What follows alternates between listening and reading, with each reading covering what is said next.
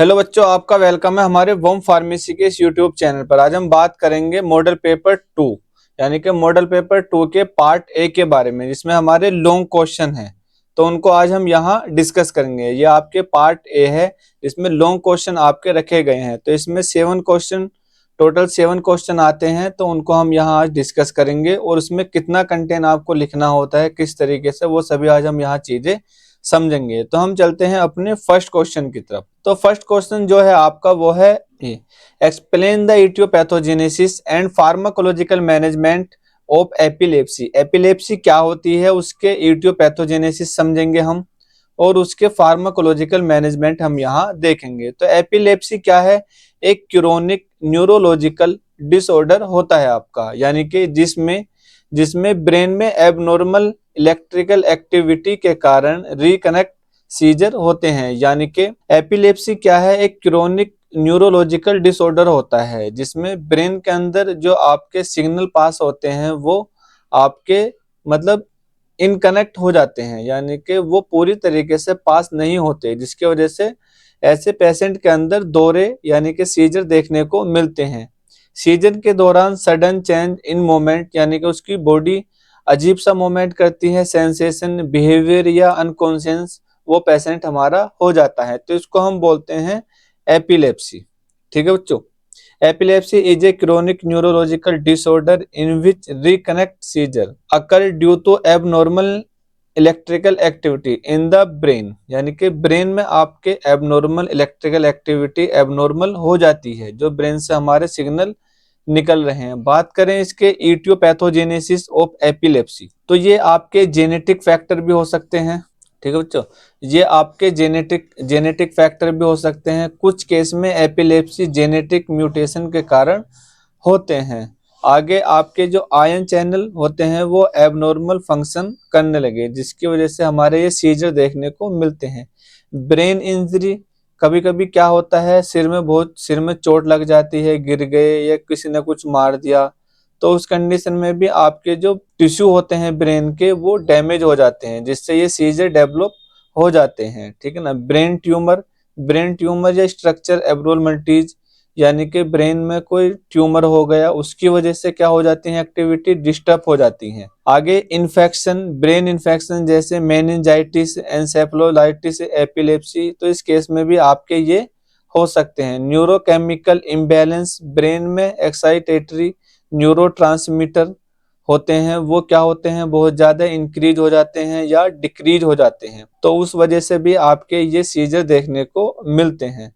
बात करें इसके फार्माकोलॉजिकल मैनेजमेंट की, तो फार्माकोलॉजिकल मैनेजमेंट में हम क्या करते हैं, सोडियम चैनल ब्लॉकर्स जो होते हैं हमारे, फेनिटोइन, कार्बेंजापिन, ये हम इस तरह की मेडिसिन लेते हैं जो क्या काम करते हैं, न्यूरल सोडियम चैनल को ब्लॉक करती हैं, जिससे एबनॉर्मल इलेक्ट्रिकल डिस्चार्ज रिड्यूस हो जाता है हमारा। गाबा एनहांसिंग ड्रग जिसमें डायजेपाम, फिनोबार्बिटल, ये सब चीजें हमारी देखने को मिलती हैं। तो ये मेडिसिन हम लेने के बाद गाबा एक्टिविटी इंक्रीज हो जाती है, जिससे हमारे क्या होते हैं, सिग्नल डिक्रीज हो जाते हैं। ब्रॉड स्पेक्ट्रम एंटीबायोटिक का अगर हम यहाँ देखें, ब्रॉड स्पेक्ट्रम एंटीबायोटिक जैसे वोल्पोरिक एसिड हम लेते हैं, जो गाबा लेवल को इंक्रीज करता है, सोडियम चैनल को ब्लॉक करता है, जिसमें एपिलेप्सी में आपको आराम मिलता है। कैल्शियम चैनल्स इनहिबिटर्स जो आपके इथोक्सामाइड क्या होते हैं, ये आपके T type calcium channel block करता है, जिससे एब्सेंट सीजर कंट्रोल हो जाते हैं हमारे। तो इस तरीके से ये जो सारी मेडिसिन है आपके एपिलेप्सी के ट्रीटमेंट में दी जाती हैं। सेकंड क्वेश्चन की अगर हम बात करें, तो सेकंड क्वेश्चन है आपका ये, डिस्कस द पेप्टिक अल्सर। ठीक है ना। पेप्टिक अल्सर क्या होता है, including the role of H pylori and its eradication और ट्रिपल थेरेपी। तो इसमें पेप्टिक अल्सर की डेफिनेशन समझेंगे, और एच पाइलोरी जो बैक्टीरिया होता है वो किस तरीके से हमारा पेप्टिक अल्सर कोज करता है उसको यहाँ समझेंगे, और इसमें कौन सी हम ट्रीटमेंट लेते हैं यानी कि ट्रिपल थेरेपी लेते हैं, वो चीजें हम यहाँ समझेंगे। तो बात करते हैं एपिलेप्सी, है ना। पेप्टिक अल्सर डिजीज क्या होती है, तो ये एक आपके गैस्ट्रोइंटेस्टाइनल डिसऑर्डर होता है जिसमें स्टोमक या डोडोनम की म्यूकोसल लाइनिंग में अल्सर या घाव डेवलप हो जाते हैं। यानी कि पेप्टिक अल्सर क्या होता है आपका, यानी कि स्टोमक या आपकी जो स्मॉल इंटेस्टाइन होती है उसकी जो इनर लाइनिंग होती है या स्टोमक की इनर लाइनिंग, उसमें क्या हो जाते हैं, अल्सर क्रिएट हो जाते हैं, घाव बन जाते हैं। तो उसको हम बोलते हैं पेप्टिक अल्सर डिजीज, है ना। यह disease mainly acid pepsin activity या म्यूकोसल डिफेंस इम्बैलेंस के कारण होती है। यानी कि स्टोमक के अंदर जो पेप्सिन होता है वो ज्यादा रिलीज होने लगता है, या जो म्यूकोसल डिफेंस होता है, जो म्यूकस होती है आपकी, वो इम्बैलेंस हो जाती है, ठीक है ना।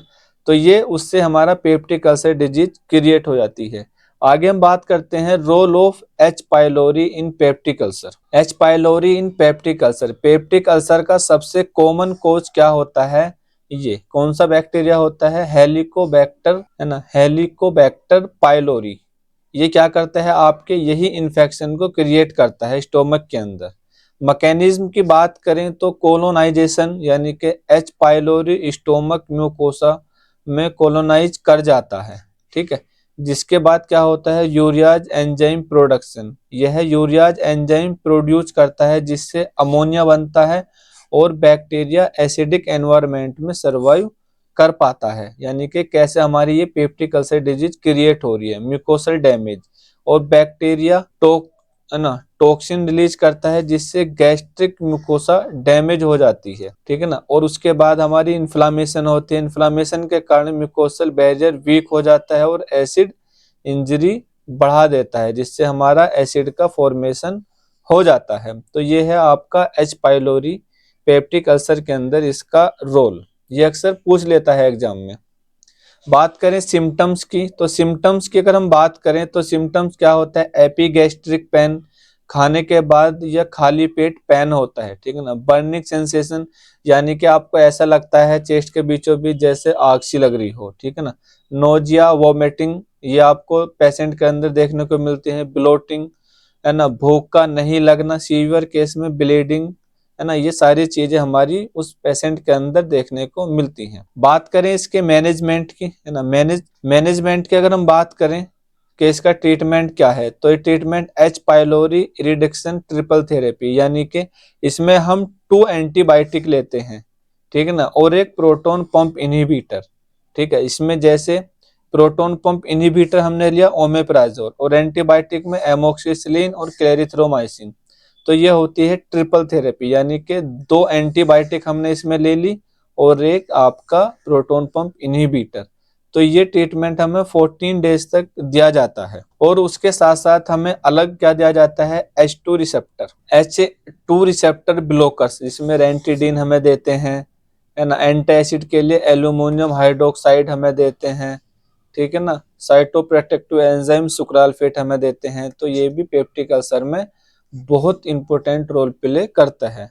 बात करें थर्ड क्वेश्चन की, तो थर्ड क्वेश्चन हमारा क्या है, तो थर्ड क्वेश्चन है हमारा detail the clinical manifestation and management of Parkinson disease, ठीक है ना। पार्किंसन डिजीज एक chronic progressive neuro degenerative disorder होती है जिसमें ब्रेन के सबटेंटिया निग्रा रीजन के डोपामिनर्जिक न्यूरॉन्स ग्रेजुअली डिजनरेट हो जाते हैं। यानी कि पार्किंसन आपकी क्या डिजीज होती है, ये एक क्रोनिक लंबी डिजीज होती है जिसमें क्या होता है, जो आपके न्यूरो डिजनरेटिव डिसऑर्डर होते हैं, यानी कि जो ब्रेन के सबटेंटिया रीजन पार्ट से जो डोपामीन होता है उसके न्यूरॉन्स डिजनरेट हो जाते हैं जिससे पार्किंसन डिजीज क्रिएट हो जाती है, ठीक है बच्चों। आगे हम बात करते हैं इसके सिम्टम्स की, तो सिम्टम्स क्या क्या हो सकते हैं इसके, है ना। ट्रेमर आ सकते हैं, ब्रेडिकाइनेसिया हो सकता है, रेजिडिटी हो सकती है, पोस्चरल इंस्टेबिलिटी हो सकती है, मास्क लाइक फेस, ये सब चीजें देखने को मिलती हैं। मैनेजमेंट की बात करें तो इसके मैनेजमेंट की अगर हम बात करें तो इसमें डोपामीन रिप्लेसमेंट थेरेपी, यानी कि जो हमारे डोपामीन जो डिजनरेट हो रहा है उसमें हम लेवोडोपा लेंगे बाहर से, जो वो डोपामीन में कन्वर्ट हो जाती है हमारी, ठीक है। और आगे डोपामीन एंटागोनिस्ट, जो हमारी डोपामीन होती हैं उनके एंटागोनिस्ट, यानी कि उन जैसी हम अलग से बाहर से मेडिसिन क्या लेते हैं, प्रामीपेक्सोल, जो डोपामीन रिसेप्टर को स्टिमुलेट करती हैं, ठीक है ना। आगे MAO-B इनहिबिटर्स, इसमें सेलेजाइलिन हम लेते हैं जो डोपामिन ब्रेकडाउन को इनहिबिट करती हैं, ठीक है ना। एंटीकोलिनर्जिक ड्रग लेते हैं हमारे जो ट्रेमर रिड्यूस करने में काफी हेल्पफुल होती हैं। बात करें फोर्थ क्वेश्चन की, तो फोर्थ क्वेश्चन है आपका बच्चों ये, डिस्कस द पोली, है ना, डिस्कस द पॉलीसिस्ट ओवेरी सिंड्रोम, है ना। PCOS क्या होता है, उसके फार्माकोलॉजिकल मैनेजमेंट की बात करेंगे।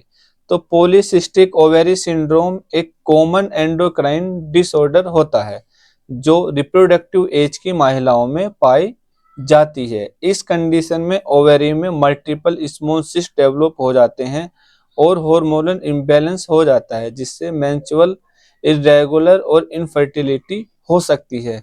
सिंपल लैंग्वेज में हम समझे तो PCOS क्या होती है, ये एक एंडोक्राइन डिसऑर्डर होता है, ठीक है, जिसमें जो रिप्रोडक्टिव एज की महिलाएं होती हैं उसके अंदर क्या होता है, ओवेरी के अंदर आपके मल्टीपल स्मॉल सिस्ट हो जाते हैं, ठीक है, जिसमें हार्मोनल, ये क्या होता है, ये हार्मोनल इम्बैलेंस की वजह से होती है और इसमें जो मेंस्ट्रुअल यानी कि जो पीरियड होते हैं वो इरेगुलर हो जाते हैं और जो फर्टिलिटी होती है वो आपकी रुक जाती है, यानी कि इनफर्टिलिटी वो महिलाएं हो जाती हैं, ठीक है।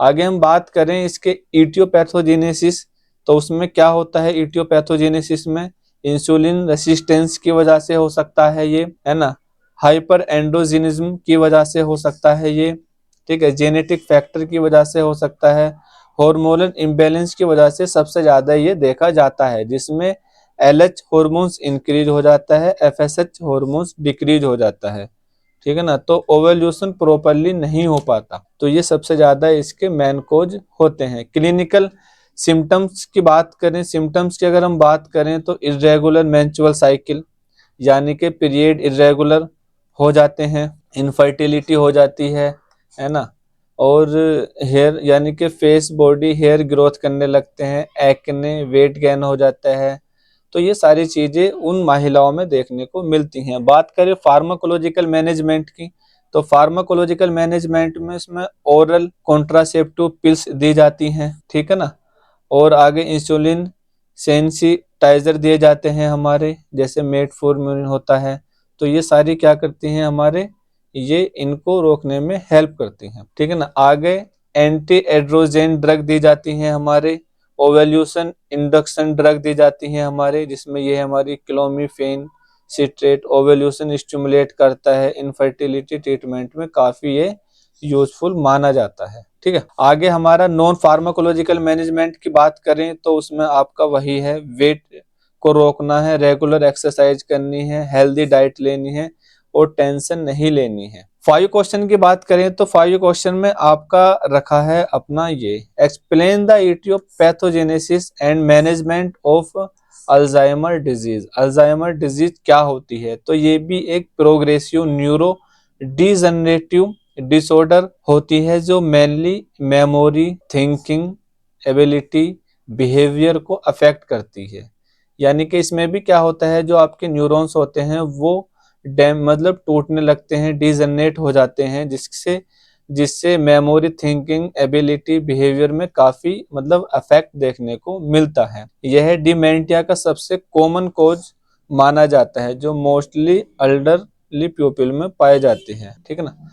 तो आगे हम देखते हैं इसके इटियोपैथोजेनेसिस, ठीक है। इटियोपैथोजेनेसिस की अगर हम बात करें इसमें, तो इटियोपैथोजेनेसिस क्या होता है, इसमें एमोलेट प्लेक फॉर्मेशन, यानी कि ब्रेन में बीटा एमोलेट प्रोटीन जम जाता है, जिसकी वजह से आपका क्या होता है, ये प्लेक न्यूरॉन्स के कम्युनिकेशन को डिस्टर्ब करता है, जिससे हमें अल्जाइमर डिजीज देखने को मिलती है।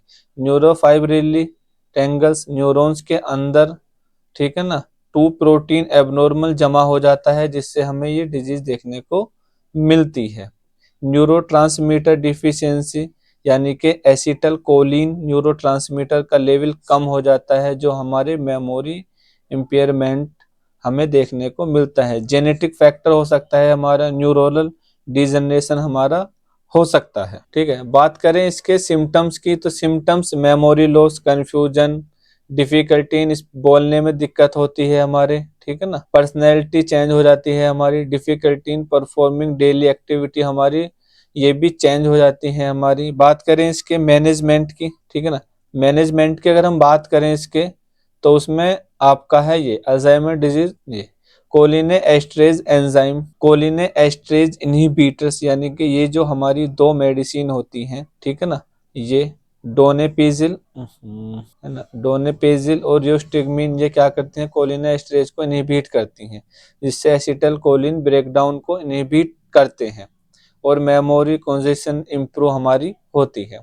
बात करें 6 क्वेश्चन की हमारे, तो बेटा 6 क्वेश्चन में हमने रखा है ये, discuss the management of inflammatory bowel disease, chronic and ulcerative colitis, ठीक है ना, inflammation bowel disease, chronic and ulcerative colitis.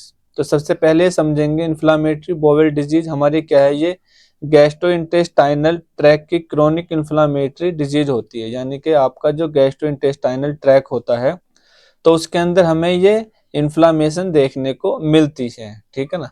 आगे हम बात करते हैं आईबीडी के दो मेन टाइप होते हैं हमारे, किसके, यानी कि इन्फ्लामेटरी बोवेल डिजीज, जिसको हम आईबीडी बोलते हैं, एक तो क्रोनिक डिजीज एंड एक अल्सरेटिव कोलाइटिस। तो इन डिजीज में इंटेस्टाइन की जो लाइनिंग होती है अंदर की, उसमें क्रोनिक इन्फ्लामेशन हो जाती है, जिससे एबनॉर्मल पेन, डायरिया और ब्लीडिंग देखने को मिलती है। तो inflammatory bowel disease is a chronic inflammatory disease, ठीक है ना, ये क्रोनिक इन्फ्लामेटरी डिजीज हमारी होती है किसकी, गैस्ट्रोइंटेस्टाइनल ट्रैक की। आगे हम बात करते हैं इसके management of inflammatory bowel disease, ठीक है ना, इसके इन्फ्लामेटरी बोवेल डिजीज यानी कि आईबीडी के ट्रीटमेंट का मेन एम इन्फ्लामेशन को रिड्यूस करना होता है, ठीक है।